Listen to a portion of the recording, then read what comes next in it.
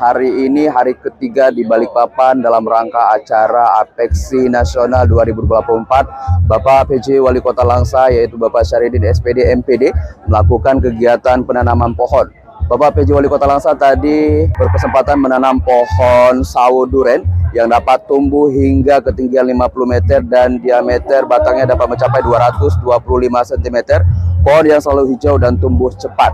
Dan setelah ini ikuti terus rangkaian kegiatan Bapak PJ Wali Kota Langsa di Kota Balikpapan, Kalimantan Timur.